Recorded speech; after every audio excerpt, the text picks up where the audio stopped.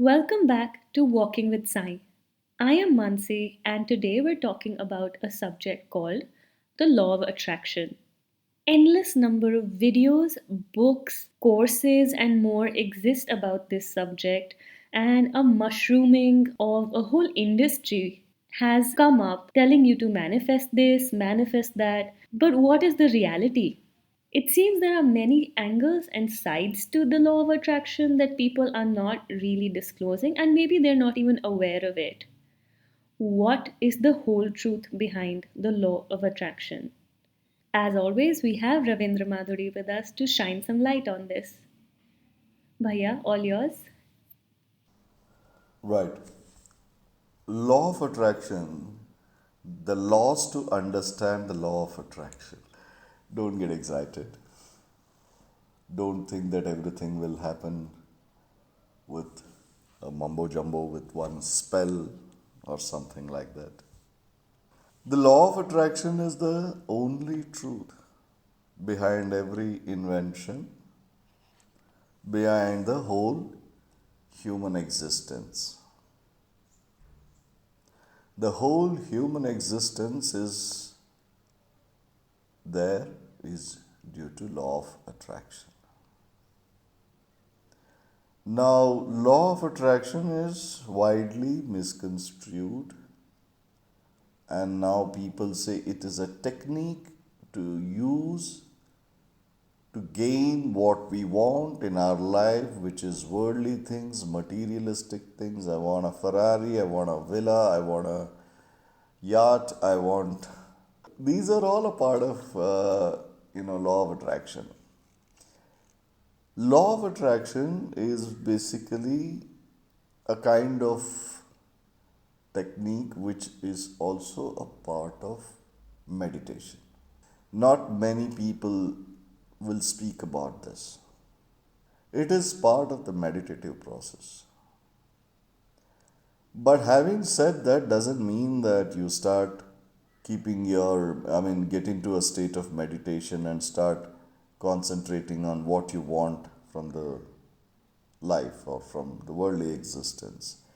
Law of attraction, the bottom line or the underlying fact about law of attraction is attention. Whether your experiences are good or bad, whether the realities which are going to manifest for you in this world, in this life, is pleasant or unpleasant, does not matter as long as your attention is on a subject. Whether you love it, you want it, or you hate it, or you fear it, since your attention is on it, you will get it. It is not bound by any grace of any guru or God. No such things. It is a pure science. You start saying, no, I don't want this, I don't want that, I don't want that, yet you get it. I was fearing this, I didn't want this, yet I got it. Oh my God, what happened to me? There is another thought which like, I want this, but I know I won't get it. You will never get it. Because within that person knows or has felt or has created a reality. So your want will be consistent and you will never get it. So that's why big books are written, yes, I can, and so on and so forth. So, simply put, law of attraction is all about attention. Bhaiya, so when someone is introduced to the law of attraction or starts learning about the techniques and teachers, etc., there's sometimes a tendency to become a bit obsessive about all your thoughts and controlling about everything you think, say, every intention you have. How does that play into the act of surrendering? How do you trust the universe and surrender to the flow? Well, I want to talk about good and bad of both of this euphoria, about a lot of teachers who are here to teach how to manifest your wants. By teaching, they are manifesting their wants first. They are raking in a lot of money. So they are making money. So that is what, they are fulfilling their desire through law of attraction by telling you how to use that as a tool to fulfill your wants. They are fulfilling their financial wants, monetary wants, luxuries, and whatsoever. Anyway, good luck to them. I look at it in a little different way. First of all, for whatever the reason is, the previous generation and previous to previous generation always believed in hard work. Not necessarily physical labor, also. Use your mind, use your physical labor, work hard, achieve what you want. Today, the human race is taking a pause and saying, look, hey, there is another way. We are not being lazy. It's not that we are averse to hard work. It's not that we don't want to work hard, but we will work smart also. How do we do that? By applying a technique, by training your mind, by setting your goals on your wants. And even your efforts are part of the manifestation of your ultimate goal of what you want. So, for a change, it's a very beautiful change which is happening in the minds of Homo sapiens, human beings. We are moving from sheer hard work, both mental and physical, to a educated effort in a right direction with the ultimate goal in mind and thought and letting things manifest on its own. This is a very beautiful part of it. But the people who are teaching all these things, how well equipped they are, is a bigger question. What you seek, you have to find. With your efforts, both physical as well as intellectual and mental efforts. And here it touches a point of metaphysics where you are trying to attain that with your mind. So these trainers, they themselves are not well equipped. That's why there are so many trainers. Technique remains just one, your attention on what you want to attain. But there are so many trainers who say that do this way. There are these many techniques. Technique is just one, your attention, that's it. Second most important thing, I don't know if we are digressing from the main question that you posed, but second most important thing, before I forget, let me answer that. Do not keep altering your want. That is the key to attain what you want. Be sure about what you're going to ask for or what you want because you are going to get it. But the moment that keeps altering, the passage of time keeps changing. Everything has a correlation, everything has a consequence. Let's say you're not supposed to get something, but you are going to get that. So the consequences of that altered reality has to be balanced by the universe. So that takes time. So be consistent or just be very sure about what you want. But as you live, your needs grow with you. You might get that great mansion that you always wanted, but now you need a job that has a higher salary so that you can pay the new EMI or the new rent. Your family might grow, and therefore you need a new house that you didn't need 3 years ago. So, isn't it natural for your desires and needs to change over time automatically? Is it avoidable? Wow, that's the best question of this session, what you asked.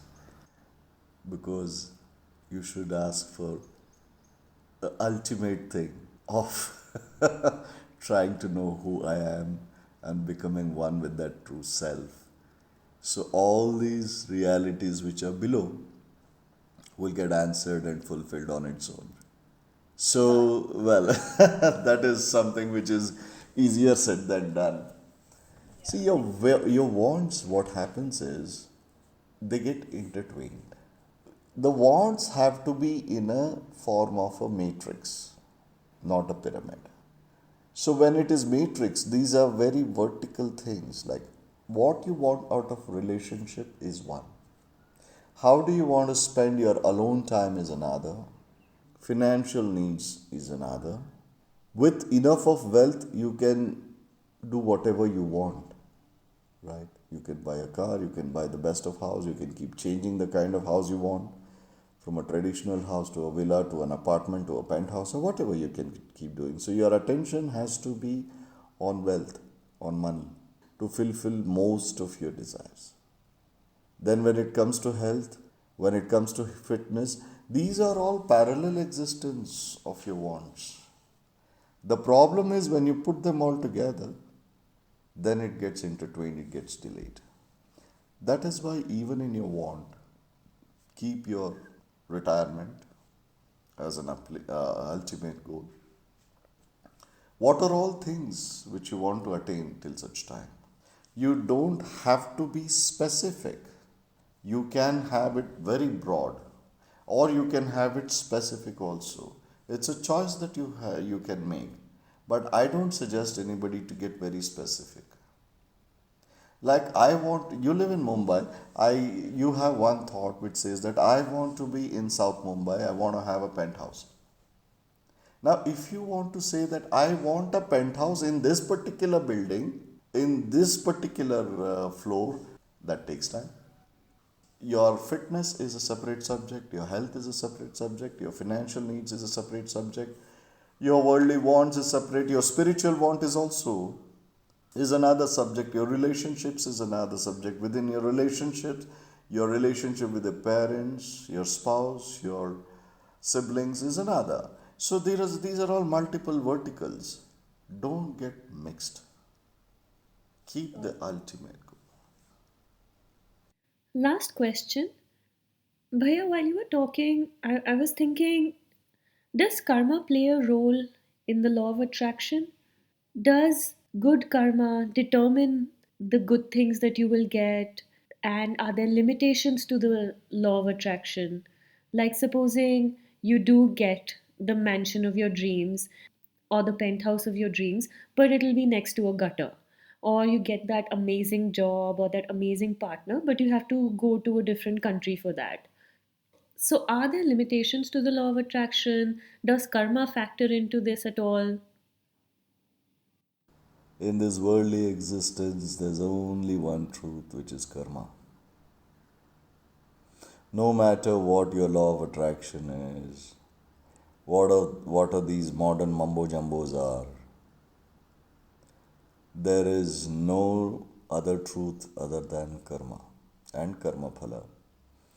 Your realities are based on your deeds in the past, your present realities.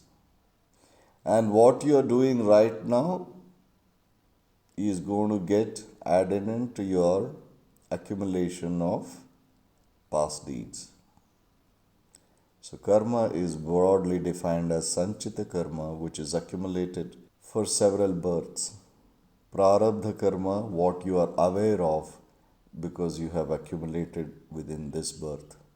Vartamana karma, what you are doing right now, which becomes a part of prarabdha karma. And suchita karma, you instruct somebody and get the work done by your instruction, is also a karma where you share the karma phala with the doer and yourself. There is no escape from law of karma. Let me put it this way: exercising this technique called law of attraction is also a karma. We are all bound by karma. Karma is a master of everything. This law of attraction, which also is a karma, has to be very prudently managed. Know what you want because you will get it. Be sure about what you want is very subjective. It is driven by a lot of things lot of circumstances, society, your own desires, wants, and most importantly, the age also. What I wanted when I was a teenager was just a bike, right? As I grew up, when I could financially afford a bit, I wanted a Harley Davidson bike. So that keeps altering a bit here and there, and it is circumstantial. So, what do I want? Please understand, even your spiritual want is also a want, right? But that's the best want that you want. So, it is be very sure about what you want. You are going to get it. How do you be sure about it? Is by mulling over it, contemplating about it.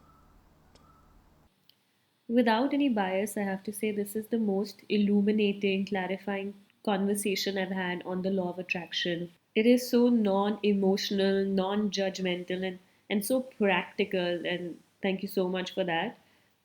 It's so heartening to hear someone talk about limitations of the law of attraction and the importance of prudence, wisdom in manifesting what you want, to even understand what you want first before you start using the law of attraction.